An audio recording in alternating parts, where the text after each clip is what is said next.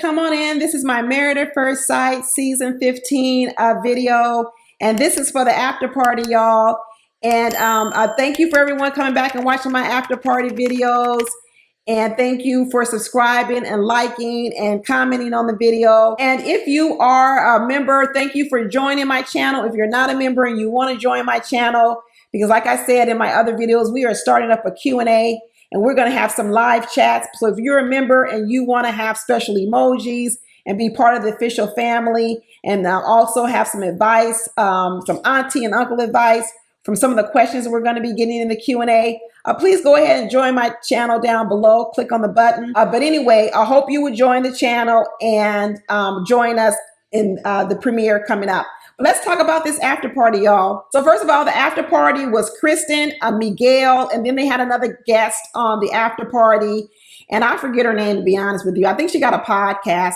I really liked the last after party where they had Beth on there, like a past Married at First Sight person. I kind of like that for like the third person. And like I said, I knew they was going to do a third person on the after party because you know what, we figure out now, because Ben and Morgan didn't make it, so they're not gonna have no appearances on the after party. So now they short, and so they had to bring in some pinch hitters, and we're finding out this is happening every year. I think this is gonna be a precedent, y'all. Ever since Alyssa and so-called what was his name? I forget her husband's name. Chris last year quit. I'm starting to find that we may end up having some couples quit sooner than later, going forward on every episode. So we're going to start off with 5. We may end up with 4. Who knows? They may have to add 6 couples if they're going to be dropping off a couple every single season. Who knows? But anyway, the drink of the day at the after party was a bottomless mimosa, because they were like, let's get to the bottom of this mess that was going on in this episode. So like most mimosas, it was some orange juice, some champagne, and then I think it had like some orange liqueur in it or something like that. That was the drink of the day. And let's drink up, because let me tell you, it was a wild episode. At first, they first started talking about Miguel. You know, Keisha and I pulled and said, like, Miguel, you a straight shooter. You don't hold your tongue. You basically was telling Lindy, listen, I'm not going to tell you I'm going to love you no matter what. Miguel's like, I'm not promising that. He says, if I see some stuff I don't like, decision day, it will be a no. I'm out of here. Part of me don't believe it with Miguel. Part of me believes that he's so in love with Lindy, there is no way he'll give Lindy a no on decision day. Now, maybe if it persisted and got out of hand after decision day, I could see him throwing in the towel. But I don't think that there's any way that Miguel is not going to say yes to Lindy on decision day. I think there's so much he likes about Lindy now that the parts that he's showing her that he doesn't like, it's not enough for him to say no. And if you watch my video on Miguel and Lindy, I'm calling him doom and gloom. He's so busy talking about that Lindy's negative. Him talking about Lindy's negativity is negative to me. So he's becoming just as negative to me. They both doom and gloom. They both overthinkers. They overthink situations. They overthink moments. And as a result, they both be on high alert all the time. You know, Pastor Cal said to Lindy, stop forecasting doom and gloom and hurricanes coming, Hurricane Lindy. And then you got Miguel over here reacting to the forecast of the hurricane. And the hurricane ain't even showed up. We now on episode 13, and the Hurricane Lindy that has shown up. I mean, we've seen a few outbursts of hers, but it hadn't been no level 10. It ain't like Hurricane, what was the girl a couple of seasons ago? Melinda. Her name wasn't Melinda. What was her name? Her name was Michaela. Was it Michaela?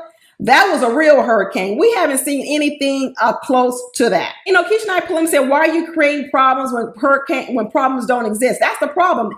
But he's reacting to the hurricanes that Lindy is forecasting. And even Miguel admitted, he said, sometimes I get in my head and these wheels start turning and I got to figure things out.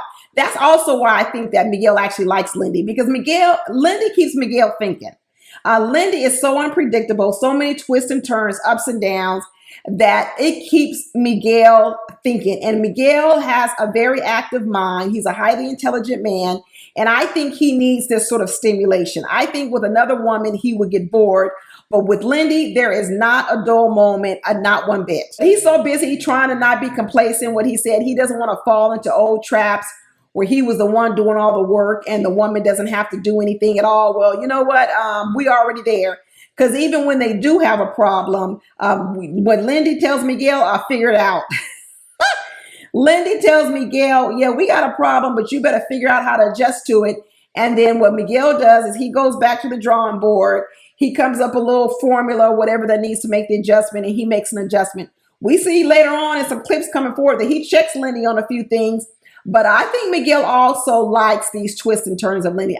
Part of it, I think he likes the mental stimulation. I really do, y'all. But the guest on the show, her name was her Frasier. That was her name. She was like, you know what? She doesn't understand that she said, one of the things I don't understand was that you all signed up to be on Married at First Sight. And you all know that this is an 8-week process. So she says, I don't understand why you come on here and be so guarded when you know you only have 8 weeks. Why don't you just let yourself go, be 2 feet in and just go for it? Well, Frasier, let me answer the question to you.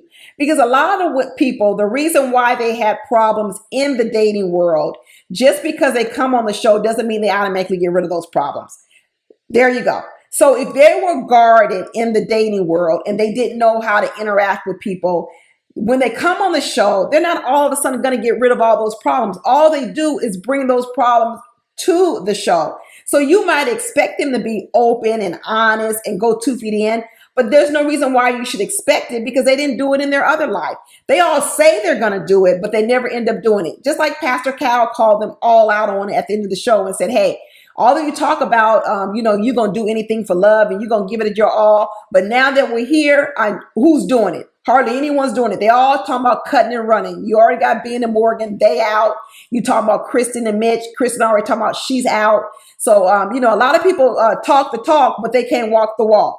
So, Frasier, when you said, I don't understand how you could talk the talk in the interview, but then when you get to the episode, they don't walk the walk. There you go. They all doing it. Everybody does it. And everybody does it because you know what? It's easier said than done. And Krysten said she learned about getting too far ahead in the relationship and letting herself go. She said because in the beginning of their relationship with Mitch, she said she was like that. She was talking about the future and this and that. And it was too much for her husband, Mitch. He was like, we got to take this day by day. That was back when Mitch barely liked her. And he was like, we can't be talking about the future and down the line, all this kind of stuff. So Krysten says she learned to take things day by day. And she said it actually worked out better for them as opposed to talking too far down the line. Day by day was better for them. And then they start showing the clip when Miguel was talking to Lindy's friends. And Miguel was sharing with Lindy's girlfriend about how he's afraid of her outbursts and how she goes A to Z and how she spirals out of control. And I talk about in my Miguel and Lindy video that, although we've seen these outbursts by Lindy, I haven't seen anything what I call too many level 10s. When she did that whole thing about healthcare and bank accounts, I thought that was like a little bit out of whack too. But it's not like she's running around like Hurricane Michaela was from a couple of seasons ago with Zach. I haven't seen any of that kind of level. So, you know what? I think Lindy exaggerates things. I think she exaggerated her childhood. I think she exaggerated the way she grew up. I think she exaggerated the constraints the church put on her. I think she exaggerates everything to get extra attention and to get people to cater to her more. And I think Miguel is reacting to all her exaggerations, even though he doesn't always see it. He keeps talking about the cycle of negativity that Lindy is in. But honestly, I can see it with Miguel. His overanalyzing things sometimes can be negative as well. So I think two of them, they're more alike in some situations than they think. They're both overthinkers. And sometimes when you overthink it, it can come off a bit negative. And so I think that's what happens with Lindy. She gets scared before she needs to get scared. So she forecasts doom and gloom. And I think Miguel also is talking about her doom and gloom so much, he sounds negative. And Keisha and I pulled in and asked Miguel, did you ever talk to Lindy about where the root of this is, where she exaggerates things? And he said she did, but I think it comes back from her childhood. I think the over-exaggeration was a way for Lindy to be exaggerated and get extra attention. I think it's an attention-getting thing because even Miguel talks about in this after party that off camera, he's always feeding Lindy snacks. Don't get a hungry bear. Give her snacks.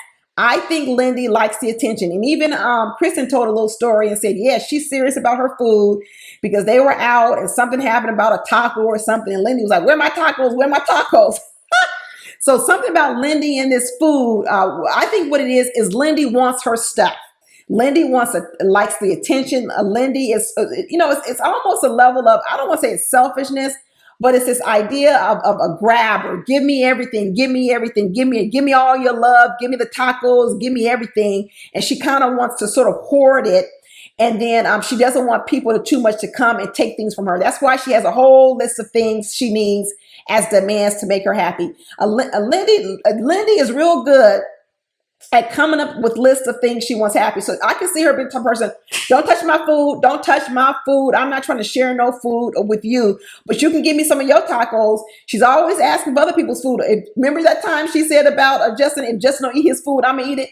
So she's real quick to get in other people's plates, but she don't want to give up any food. Just like she's real quick to ask Miguel of things, health care, bank accounts, this and that. But we haven't heard one thing that Lindy has given up.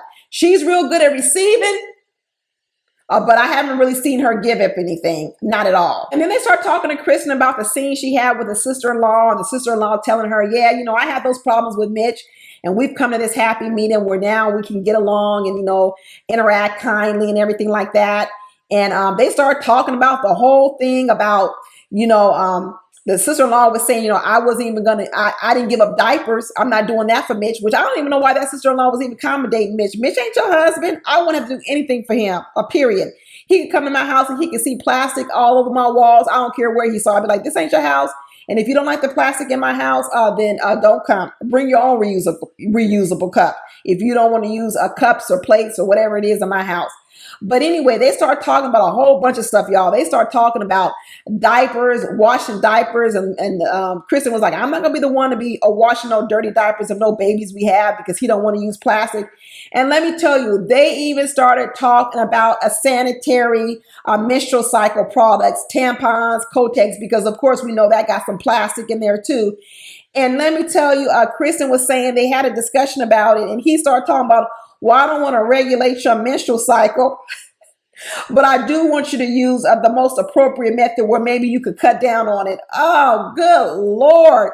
This is ridiculous. I can't even believe Krysten allowed that conversation to go on, because the minute he started bringing up to me what I would have to use for my own menstrual cycle or something like that, I'd be like, you could stop right there and back on out that door, because that is not up for discussion with you at all. You're not regulating what I would use for my menstrual cycle. That's ridiculous. And that's nasty. And then, of course, they start talking about the most explosive episode where the sister told Krysten basically about how Mitch said he likes you better without no makeup. And if you watch my Mitch and Krysten video, I got a whole lot to say. It's a long video, y'all, so put it in when you got a lot of time.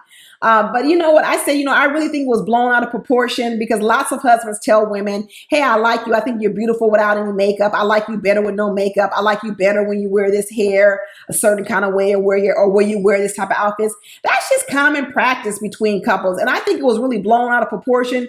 One, because I think Krysten was really embarrassed. I think she was really embarrassed.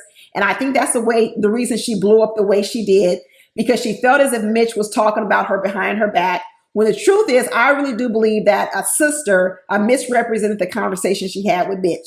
I really do. Watch my video, y'all. I go into depth about it, and it'd be interesting to hear what your point of view is on it as well. But basically, she said that her sister told her, the whole time she was talking to Mitch, she was getting narcissistic vibes and all this other kind of stuff. And this is what I tell you about in my video. Then I talk about it. Be careful who you tell your business to, with your husband or your boyfriend, because before this conversation even happened with Mitch, that sister didn't like Mitch.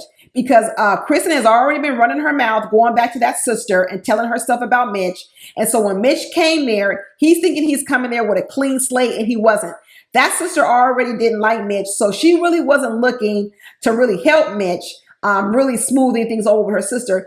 She was looking to get Mitch even more. And Mitch fell right into it. He put his foot in his mouth like he always did.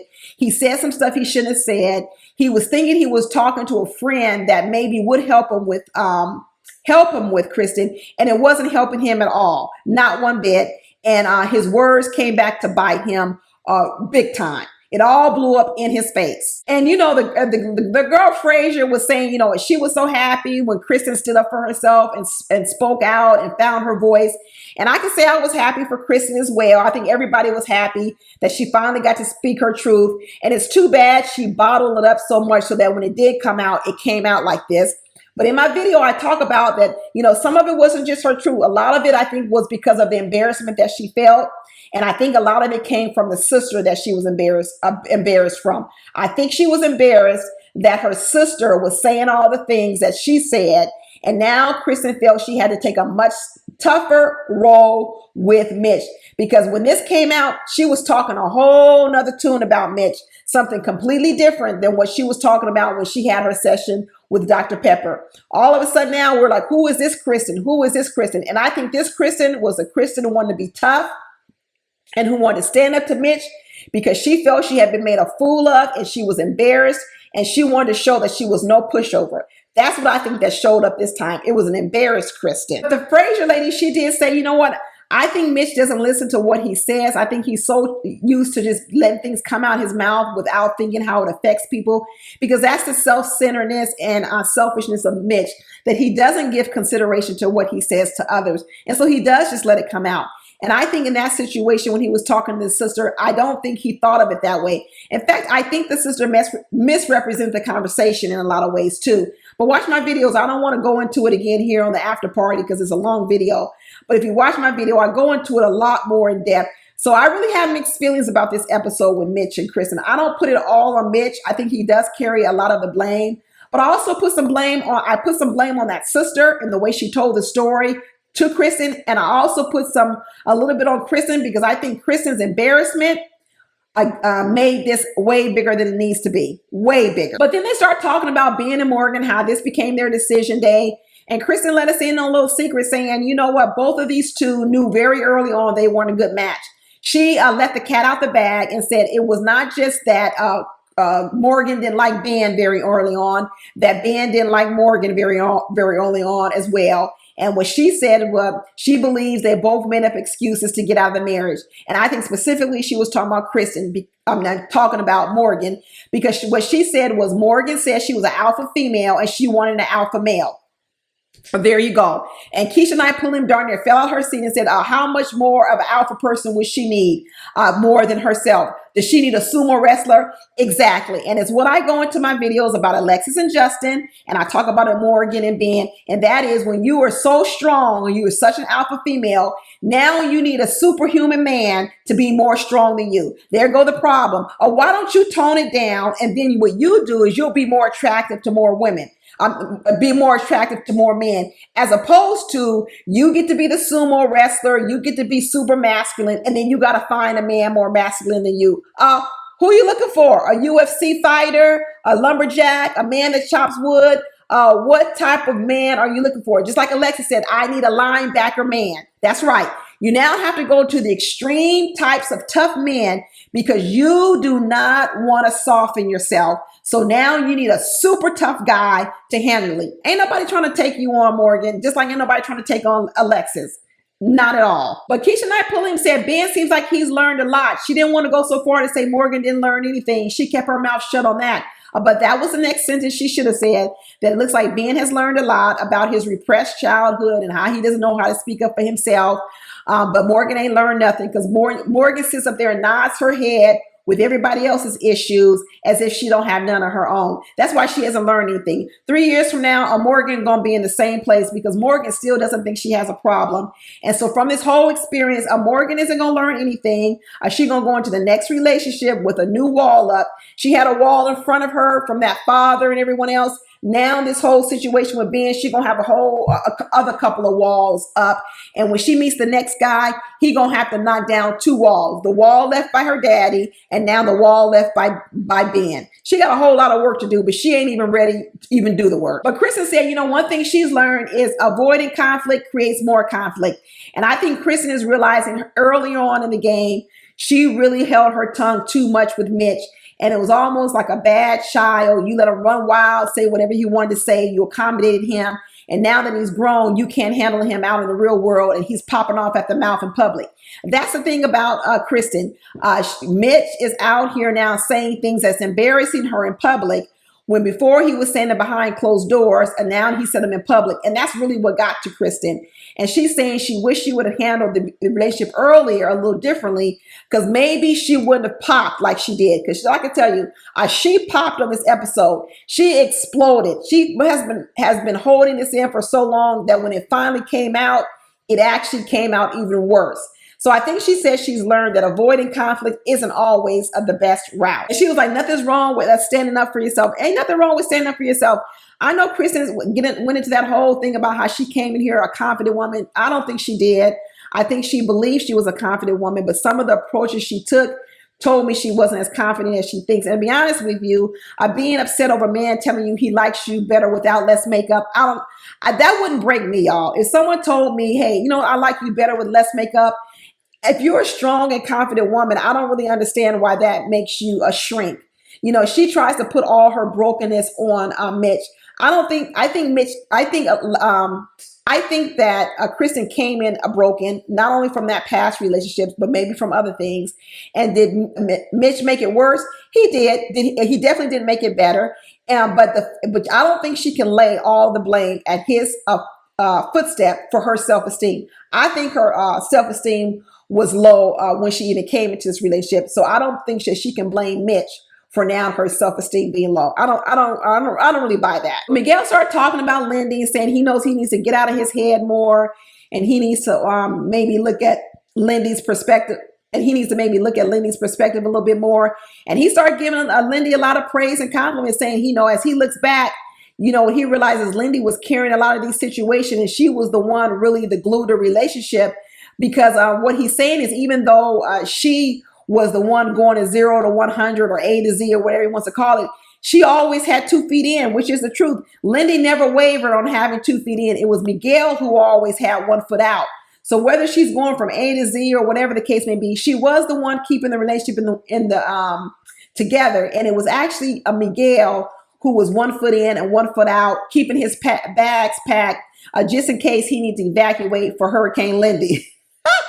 So he gave her kudos and said, as he looks back on it, she really was the glue to the relationship in these earlier stages. But, they kept flip-flopping him back between this, a big scene with Krysten and Mitch, and Krysten going on her monologue, talking about she wants to be a man where he thinks she's the most beautiful one in the room, the most beautiful woman in the world. When she walks in the room, girl,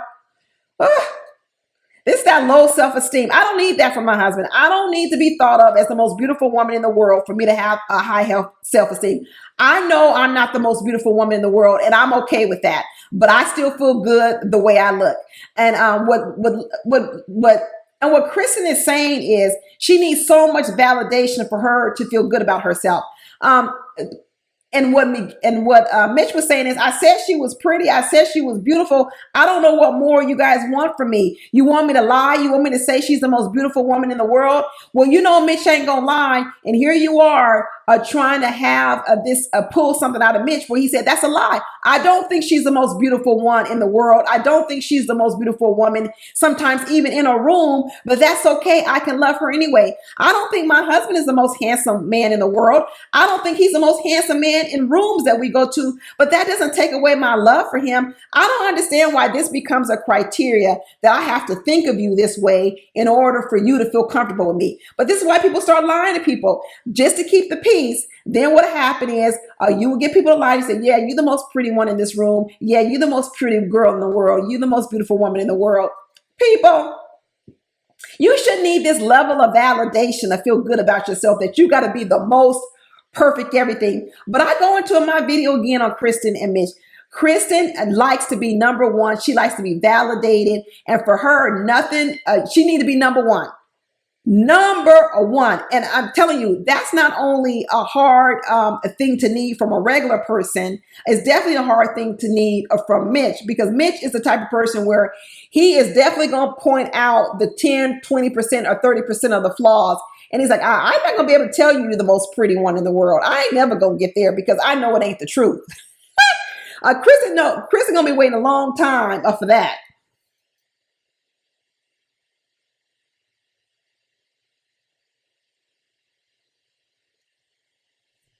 But what's so funny about it, here she is sitting down on the after party saying, well, what could make you forgive Mitch? Well, if he pledged his undying love to me. That right there tells you, if you could do more to validate me, then I would be okay. And that's what she's saying. She said, if he could pledge his undying love and commitment to me, then she could look all past his. That's what I'm telling you. Most of that blow up was from the embarrassment from the sister. And so what she's saying is, if he could pledge his undying love and commitment from me in public, then that will wash away all the public shame and she will be okay. Because she didn't say that I have to be the most beautiful one to him. No, she's saying if he could apologize and pledge his unconditional love and do it in public, she would be okay, because now her public image would be restored. Y'all, I know what's going on with Krysten. And Miguel is over here talking about now all of a sudden he calling Lindy optimistic and patient. He is in love. He said, let me put a twist on this. I tell you, I do think that Lindy and Miguel are still together, because you could tell in the after party, he ain't gonna come in here and bash his wife. Because now all of a sudden in the episode, he's calling her a negative and doom and gloom. But now he's saying on this after party, she's optimistic. And on the regular episode, he talks about how she's impatient and she wants him to do things and say things before he wants to. And she's censoring him. And now all of a sudden she's patient. This has come after a period of time where obviously they still together, and he's realized, you know what, there's more value to Lindy than maybe he thought during the episode. And so now he values her now during this after party, because he was like, she's optimistic and she's patient. Miguel is in love. So I kind of feel like the two of them are still together and they're working through their issues. And if you notice, they have been the least people coming on the after party. I think we've only seen Lindy once. And one of the things I think about them is they decided to kind of handle a lot of their things off camera, behind the scenes, not for everyone to see. And I think they want to protect their marriage a little bit more, because I think Lindy might have been a bit more sensitive to it. But whatever they did, it seems to be working, because it feels like they're still together to me. And I don't know about Krysten and Mitch, whether they're not together or not. I'm telling you that this last episode makes me think, oh, they ain't gonna make it. They ain't gonna make it. I don't know if they can recover from this. So I'm not feeling good about them at all. But that was pretty much it. That was the end of the after party. But be sure to check out my other videos. Be sure to look at the links here above my head. Click on them and watch the other videos. And if you make my premiere video for the Q&A session with the aunties, I'll see you in the live chat. And bring your thinking hats, because if there are some questions from all our nieces and nephews out here, we need all the advice from the aunties and uncles. And I'll see y'all there. Talk to you later. Bye.